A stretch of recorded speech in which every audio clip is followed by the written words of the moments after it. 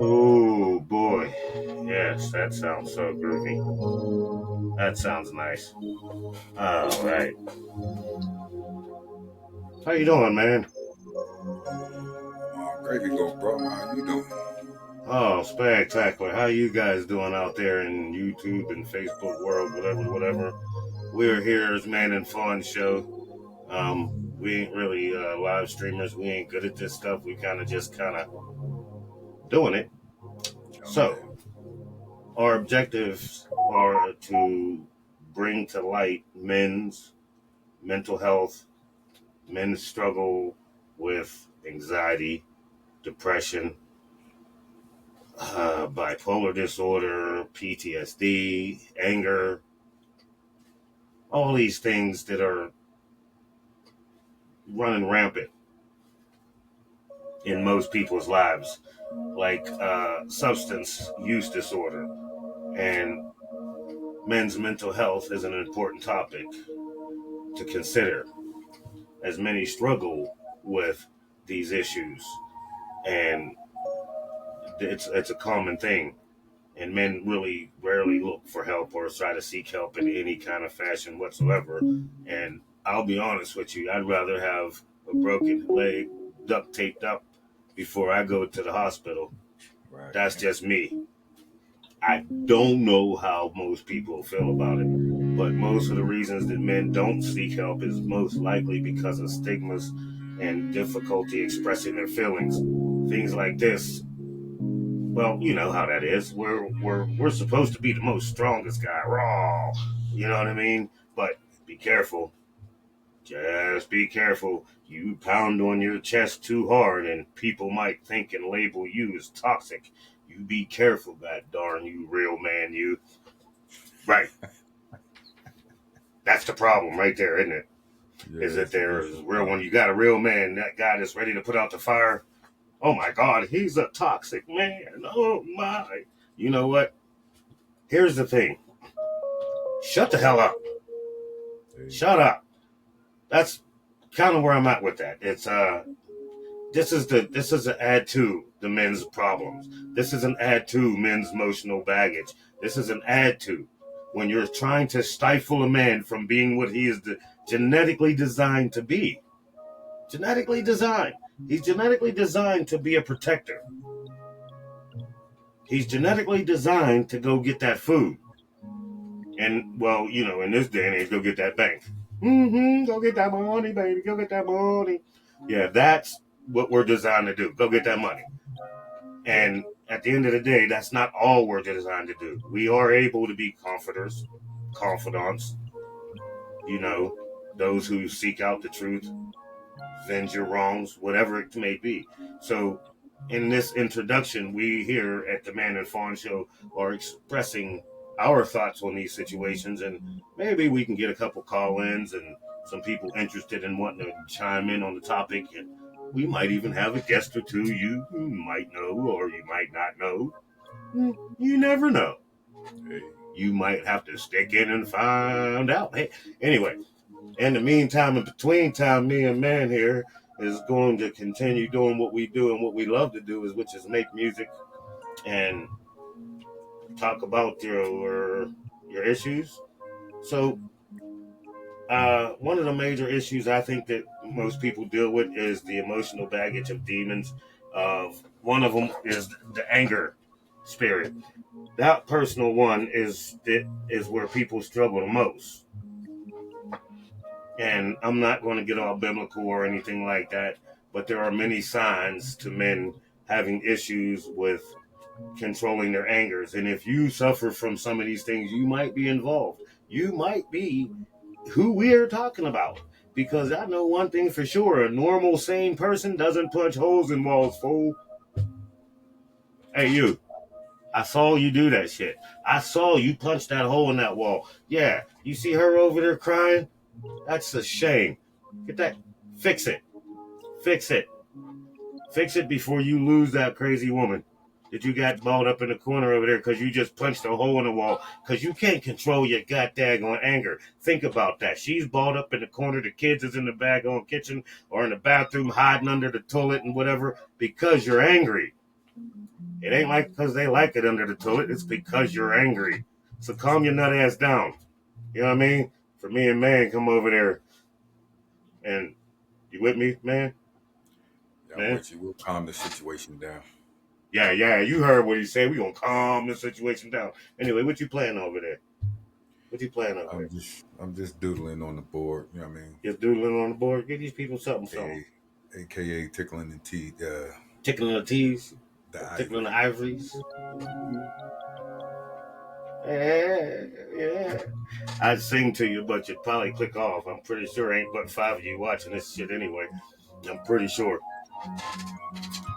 Hey, that man right there is playing something, ain't he? So, anger is associated with mental health conditions, including now. This is just a rough draft, and this is for entertainment purposes only. So don't go thinking that I'm some sort of doctor when I'm talking about this stuff. I mean, well, here's the thing.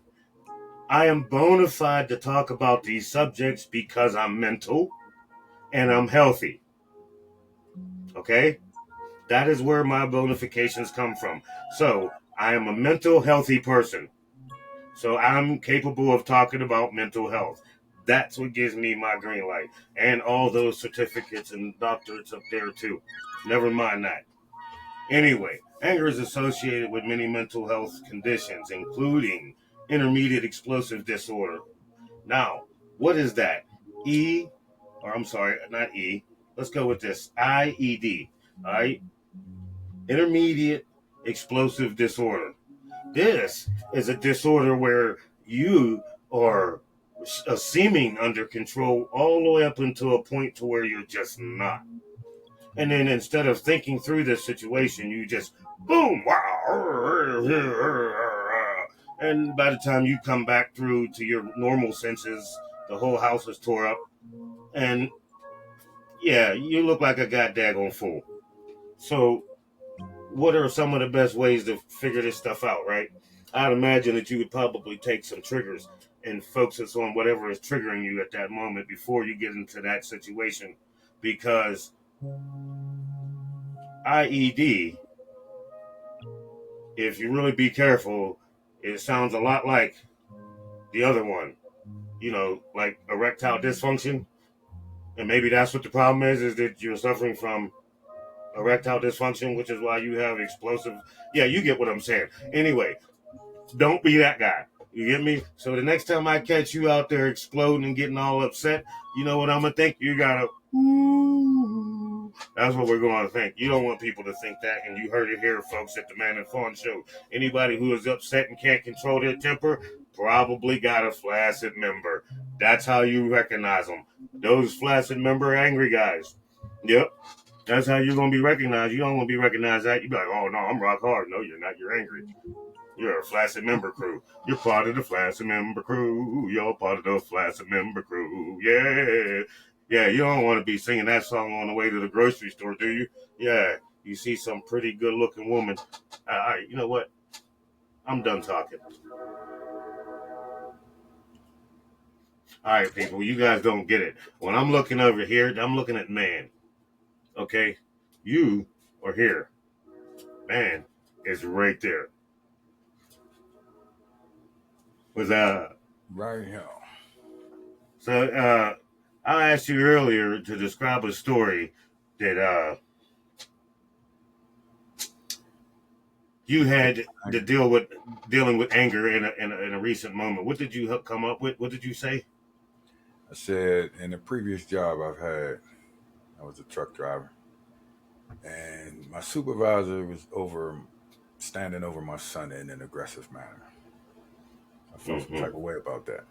I don't know about any other man, any other father that would have some type of concerns on that note. But what that entail gives me a different outlook on my supervisor. Mm-hmm. And I look at him through different eyes. So this, like every job that I've came across, I'm pretty sure there's jobs outside of all over the place that you have a puppet, an individual who's strung by his authority. Mm-hmm.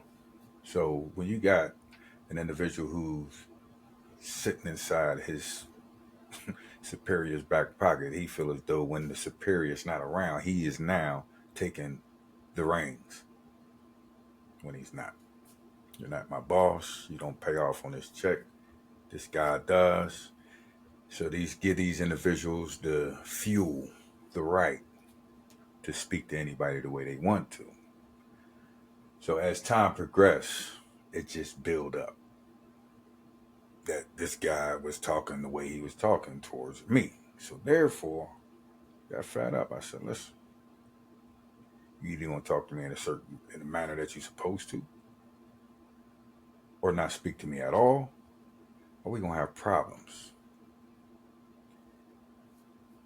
He Mm-hmm. asks all type of questions, and I ain't got no answers because the answers that I wanted to give him would put me back in jail. So therefore, like a week after that, I quit because I didn't want to go there because these individuals didn't want to take me serious. And for them to take me serious is for me to really let anger take control of me. So with that entail, anger for me technically is an illusion. It's a part of your lower vibration. Mm-hmm. When you function through your lower vibration, which is being hungry, which is over hungry, you want to overeat, you being lustful, greedy, whatever that was the hungry situation, or angry. You know what I'm saying? All that stuff plays a part. Now, when you get to anger, like what is the underlying surface? What is the problem? But yet the problem is me. I gotta deal with me. So the So guy you that's say saying some of you the coping mechanisms is dealing with yourself first before you give in to that lower vibration? correct. You got to get to know oneself before you get to know anything else. Because Ah. knowing oneself, you will get to know everything else. And know you'll figure out who you are and what you like to enjoy, so on and so forth. Whereas though like certain things of this matter wouldn't even bother me because one, he's not talking to me. He's talking to something, but it ain't me. And Mm. I allowed him to grab power over me. I have The power over devil, you a myself. lie. You know what I'm I saying? hear you. So first thing is in life for people for all these madness is to get power over yourself. Get to know you. Because when you know you, then you won't let other individuals take power over you. Feel me? It sounds like it's a key factor would be is to get practice self awareness, and then at that point practice the process of application after the fact of practicing your self awareness. And most people will find things like yoga, singing, dancing, Meditation. any of these types of things as a form of a meditation for them, or meditation itself. I know a guy that likes to go and decompress by sitting in the sauna, and I know another guy, which honestly, this sends a horrible visual image to my mind, but he also likes to go sit in a hot tub, you know, butterball, and decompress after work. If you knew the guy, you would understand. Anyway, my point is, a lot of people find different ways to decompress. I myself, I like to make music, do the podcasting thing. You know, any of these things is like it's just my little fun things to get through to decompress. I know my brother enjoys making music also. We like to go fishing and hanging out and wild in the nature and whatnot. But you find what's good for you to decompress. But keep in mind about this: when you're having people attack you, that means you're doing something right if you got haters on your back. Facts. But let me tell you this: if you let them take you off your track, you become one of them haters. Okay? So I'm gonna let you go with that. You become more than And a hater. You become a slave. you become a slave. Don't want to be a slave. And I'm gonna tell you what, right at that point, man, the phone show is going out. So thank you guys for tuning in. And hopefully you come and check us out the next time we decide to get on this dang on thing and talk to each other. Cause we live in two different states. We out. Bye bye. Oh.